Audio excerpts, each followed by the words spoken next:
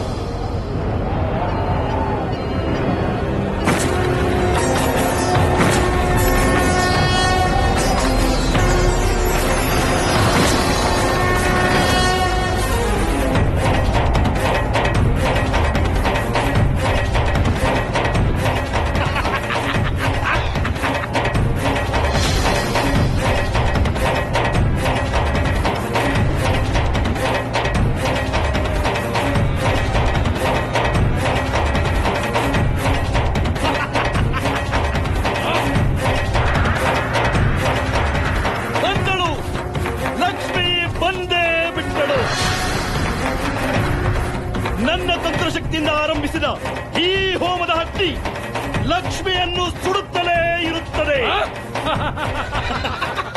ಲಕ್ಷ್ಮಿ ನಮ್ಮ ಇಚ್ಛೆಯನ್ನು ಪೂರೈಸುತ್ತಲೇ ಇರುತ್ತಾಳೆ.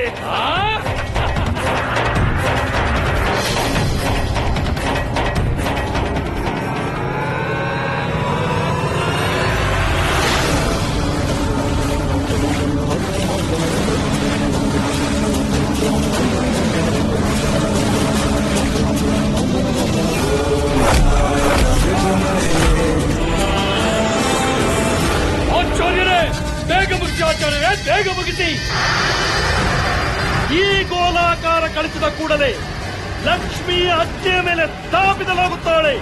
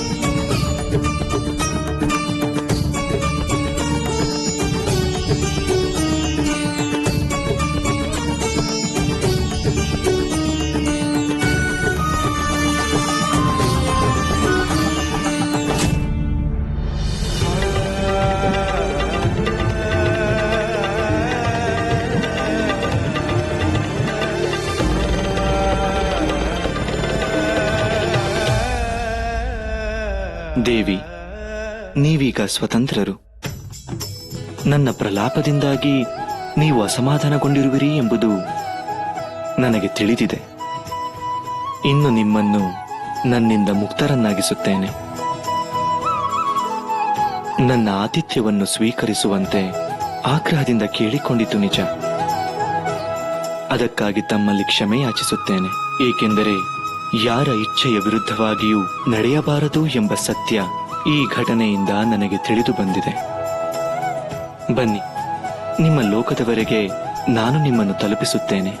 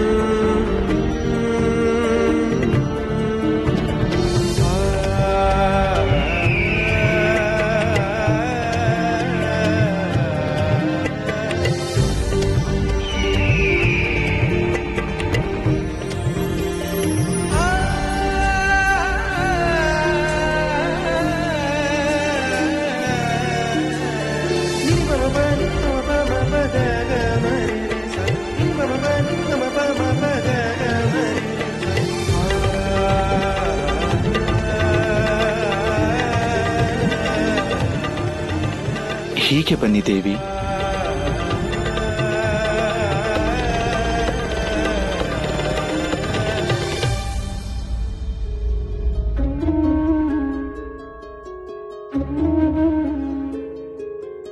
ಅಪ್ಪಣೆಯಾಗಲಿ ದೇವಿ, ನಾನಿನ್ನು ಹೊರಡುತ್ತೇನೆ.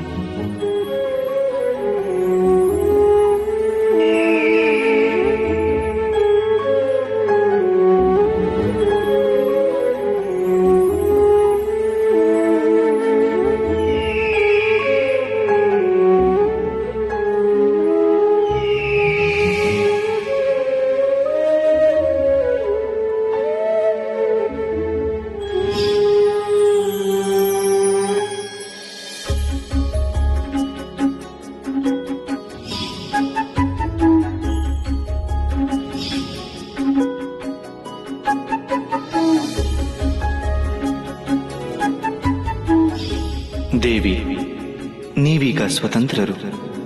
ನನ್ನ ಪ್ರಲಾಪದಿಂದಾಗಿ ನೀವು ಅಸಮಾಧಾನಗೊಂಡಿರುವಿರಿ ಎಂಬುದು ನನಗೆ ತಿಳಿದಿದೆ.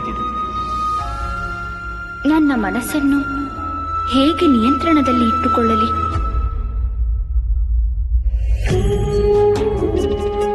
ನಡೆದ ಯಾವ ಘಟನೆಗಳನ್ನು ನನ್ನಿಂದ ಮರೆಯಲಾಗುತ್ತಿಲ್ಲ. ಮಾತೆ ಆದಿಶಕ್ತಿ, ಈ ಭಾವನಾತ್ಮಕ ಒತ್ತಡಗಳನ್ನು ನಾನು ಹೇಗೆ ನಿಭಾಯಿಸಲಿ?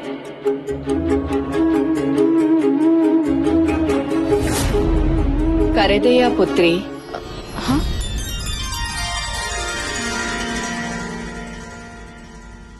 ಮಾತೆ, ನೀವು ನನ್ನ ಅಂತಃಪುರದಲ್ಲಿ ಕರೆದಿದ್ದರೆ ನಾನೇ ಬರುತ್ತಿದ್ದೇನಲ್ಲ ಮಾತೆ. ಕರೆದವಳು ನೀನೇ ಅಲ್ಲವೇ ಲಕ್ಷ್ಮೀದೇವಿ? ನೀನು ಕರೆಯದೆಯೂ ನಿನ್ನ ಕೂಗು ನನಗೆ ಕೇಳಿಸಿತು. ನಿನ್ನ ಮನಸ್ಸಿನ ವ್ಯಾಕುಲತೆ ನನಗೆ ಅರ್ಥವಾಯಿತು. ನಿನ್ನ ಮನಸ್ಸನ್ನು ಕಾಡುತ್ತಿರುವ ಭಾವನೆಗಳ ತಲ್ಲಣಗಳನ್ನು ಹೋಗಲಾಡಿಸಲೆಂದೇ ನಾನಿಲ್ಲಿಗೆ ಬಂದಿರುವುದು. ನೀನು ಮಹಾವಿಷ್ಣುವಿನ ನಿವೇದನೆಯನ್ನು ನಿರಾಕರಿಸಿದೆ. ಆದರೆ ಅವರೇ ನಿನ್ನನ್ನು ಆ ರಾಕ್ಷಸರಿಂದ ಕಾಪಾಡಿದರು. ಅಲ್ಲದೆ ತಮ್ಮ ಪ್ರೇಮ ಪ್ರಸ್ತಾಪದಿಂದ ನಿನ್ನನ್ನು ಮುಕ್ತಗೊಳಿಸಿದರು. ನಿನ್ನ ಮನೋವ್ಯಾಕುಲತೆಗೆ ಕಾರಣ ಇಷ್ಟೇ. ಎಷ್ಟು ಸರಳವಾಗಿ ಇದನ್ನು ಹೇಳಿದಿರಿ ಮಾತೆ. ಆದರೆ ಇಷ್ಟೇ ಸರಳವಾಗಿ ಇದರಿಂದ ಹೊರಬರಲು ನನ್ನಿಂದಾಗುತ್ತಿಲ್ಲ. ನಾನೇನು ಮಾಡಲಿ? ನೀನು ಈ ರೀತಿ ಮರುಗುವುದರಲ್ಲಿ ಅರ್ಥವೇ ಇಲ್ಲ ಲಕ್ಷ್ಮೀದೇವಿ. ಏಕೆಂದರೆ ಬ್ರಹ್ಮ, ವಿಷ್ಣು, ಮಹೇಶ್ವರ, ಸರಸ್ವತಿ ಲಕ್ಷ್ಮಿ ಹಾಗೂ ಕಾಳಿ, ನೀವೆಲ್ಲರೂ ಈ ಸೃಷ್ಟಿಯಲ್ಲಿ ಒಂದೇ ಸಮಯದಲ್ಲಿ ಜನ್ಮ ತಾಳಿದವರು. ಈ ಸೃಷ್ಟಿಯ ಹಿತಕ್ಕಾಗಿ ನೀವೆಲ್ಲರೂ ಒಟ್ಟಾಗಿ ಕಾರ್ಯನಿರ್ವಹಿಸಬೇಕು. ನಿಮ್ಮ ನಡುವೆಯೇ ಪರಸ್ಪರ ಉಪಕಾರದ ಋಣವನ್ನು ಹೇರಿಕೊಂಡರೆ ಕಾರ್ಯನಿರ್ವಹಿಸುವುದು ಕಷ್ಟವಾಗುವುದು. ಈ ಸೃಷ್ಟಿಯಲ್ಲಿ ನೀವು ಏನೇ ಮಾಡಿದರೂ ಅದಕ್ಕೆ ಮಹತ್ವದ ಪಾತ್ರವಿದೆ. ಇದೆಲ್ಲವೂ ಸೃಷ್ಟಿಯ ಒಳಿತಿಗಾಗಿಯೇ ನಡೆದಿರುತ್ತದೆ. ಆದ್ದರಿಂದ ನಿಮ್ಮ ಮನಸ್ಸನ್ನು ಬಾಧಿಸುತ್ತಿರುವ ಭಾವನೆಗಳನ್ನು ಮರೆತು ಬಿಡಿ. ಇಲ್ಲಿ ನಡೆಯುತ್ತಿರುವುದೆಲ್ಲವೂ ಈ ಸೃಷ್ಟಿಯ ಭವ್ಯ ಭವಿಷ್ಯಕ್ಕಾಗಿ. ಶ್ರೀ ಮಹಾವಿಷ್ಣುವು ಈ ಸೃಷ್ಟಿಯ ಪಾಲಕ ಹಾಗೂ ರಕ್ಷಕ. ನೀವು ಐಶ್ವರ್ಯದ ಅಧಿದೇವತೆ. ಈ ಸೃಷ್ಟಿಯಲ್ಲಿ ನಿಮ್ಮಿಬ್ಬರ ಪಾತ್ರ ಬಹಳ ಅಪಾರವಾದುದು. ಐಶ್ವರ್ಯವಿಲ್ಲದಿದ್ದರೆ ಸೃಷ್ಟಿಯ ಪಾಲನೆ ಅಸಾಧ್ಯ. ಹಾಗೆಯೇ ನಿರಂತರವಾದ ರಕ್ಷಣೆ ಇಲ್ಲವಾದರೆ ಐಶ್ವರ್ಯವನ್ನು ಸ್ಥಿರವಾಗಿಟ್ಟುಕೊಳ್ಳುವುದು ಅಷ್ಟೇ ಅಸಾಧ್ಯ. ಈ ರೀತಿ ಪರಸ್ಪರ ಪೂರಕವಾದ ಸ್ವಭಾವವುಳ್ಳ ನಿಮ್ಮಿಬ್ಬರ ಮಿಲನವಾದಾಗಲೇ ಸೃಷ್ಟಿಯಲ್ಲಿ ಸೌಭಾಗ್ಯದ ಉದಯವಾಗುವುದು.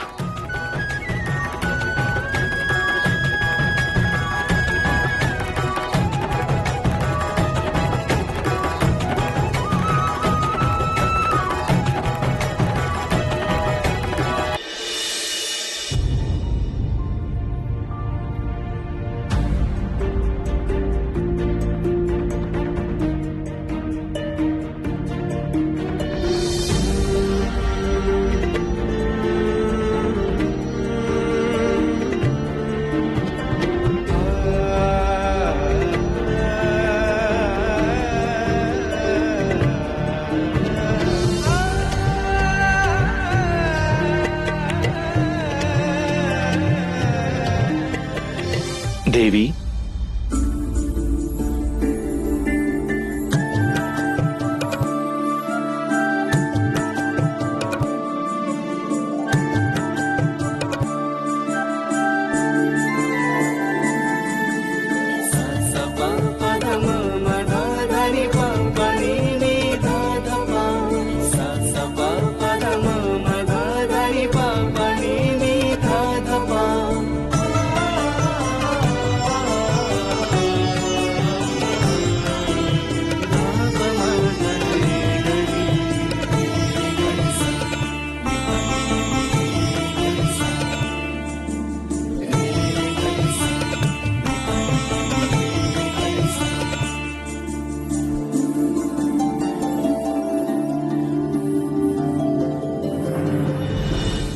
ದೇವಿ, ತಾವು ಮತ್ತೆ ವೈಕುಂಠದಲ್ಲಿ ನಾನಿದನ್ನು ನಂಬಬಹುದೇ?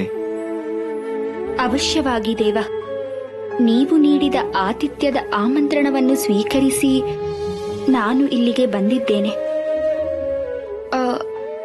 ಹಾಗೆಯೇ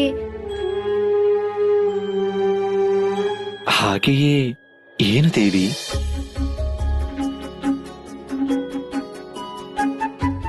ಹಾಗೆಯೇ ತಾವು ನನ್ನನ್ನು ತಮ್ಮ ಪ್ರೇಮ ಪ್ರಸ್ತಾಪದ ವಿಷಯದಿಂದ ಮುಕ್ತಗೊಳಿಸಿದಿರಿ. ಆದರೆ ಎಲ್ಲವೂ ಅಲ್ಲಿಗೆ ಅಂತ್ಯವಾಗಲಿಲ್ಲ. ಈ ಮೊದಲು ನಾನಿಲ್ಲಿಗೆ ಬಂದ ಉದ್ದೇಶ ಈಡೇರಲೇ ಇಲ್ಲ. ಅದನ್ನು ಇಂದು ನಾನು ಪೂರ್ಣಗೊಳಿಸಬೇಕು. ಅಂದರೆ ನಿಮಗೆ ಧನ್ಯವಾದಗಳನ್ನು ಅರ್ಪಿಸುವ ಸಲುವಾಗಿ ನೀವು ಬೇಡಿದ ವರವನ್ನು ನೀಡುತ್ತೇನೆ ಎಂದಿದ್ದೆ.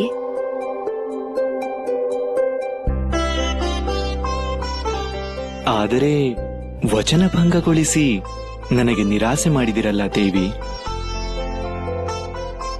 ಇಲ್ಲ, ಇನ್ನೆಂದೂ ನಿಮಗೆ ನಾನು ನಿರಾಸೆ ಮಾಡಲಾರೆ. ನಾನಂದುಕೊಟ್ಟ ವಚನದಂತೆಯೇ ನೀವು ಬೇಡಿದ ವರವನ್ನು ನಾನು ನೀಡುತ್ತೇನೆ. ಆತುರ ಪಡದಿರಿ ದೇವಿ. ನಾನು ಬೇಡಿದ ವರ ಏನೆಂದು ನಿಮಗೆ ನೆನಪಿದೆ ತಾನೇ? ಅವಶ್ಯವಾಗಿ ನೆನಪಿದೆ. ನಿಮ್ಮ ಹೃದಯ ನಿವಾಸದಲ್ಲಿ ನೆಲೆಸಿ ಶಾಶ್ವತವಾಗಿ ನಿಮ್ಮ ಹೃದಯೇಶ್ವರಿಯಾಗಬೇಕೆಂದು ನೀವು ಕೇಳಿದ್ದನ್ನು ನಾನು ಖಂಡಿತ ಮರೆತಿಲ್ಲ. ಆ ನುಡಿಗಳಲ್ಲಿ ಅಡಗಿದ್ದ ಅಗಾಧ ಪ್ರೇಮವನ್ನು ಅಂದು ನಾನು ಅರಿಯಲಿಲ್ಲ. ನಿಮ್ಮ ಪ್ರೇಮವು ನನಗೆಷ್ಟು ಮಹತ್ವಪೂರ್ಣವಾದದ್ದು ಎಂಬುದನ್ನು ನಾನು ಅರಿತು ನಿಮ್ಮ ಎದುರು ಬಂದು ನಿಂತಿದ್ದೇನೆ.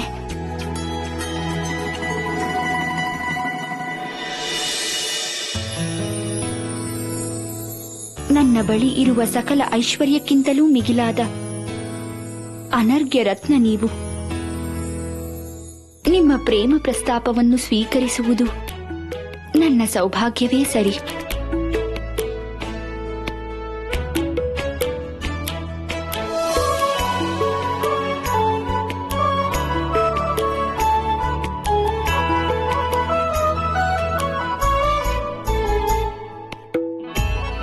ನೀವು ಬಯಸಿದಂತೆಯೇ ಈ ಕ್ಷಣದಿಂದಲೇ ನಾನು ನಿಮ್ಮ ಹೃದಯ ನಿವಾಸಿನಿ. ನಿಮ್ಮ ಹೃದಯದ ಅರಮನೆಗೆ ನನ್ನನ್ನು ಸ್ವಾಗತಿಸುವಿರಾ? ದೇವಿ,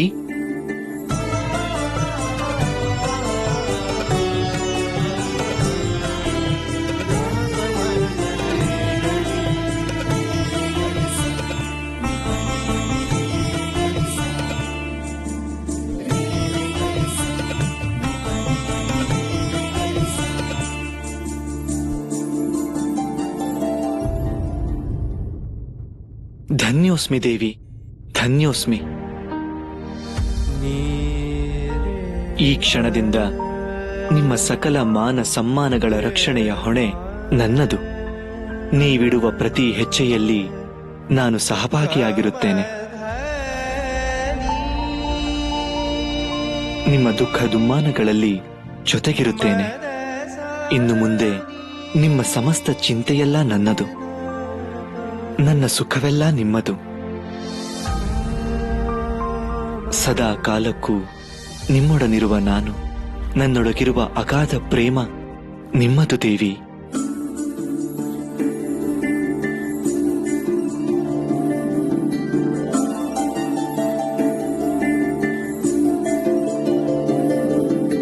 ಪರಿರೆ ಗರಿ ಸನಿಸ ನಿ ಪನಿ ಪನಿ ಪರಿರೆ ಗರಿ ಸನಿಸ ಪರಿರೆ ಗರಿ ಸನಿಸ ನಿ ಪನಿ ಪನಿ ಪರಿರೆ ಗರಿ ಸನಿಸ ಸಪ ಪದ ಮ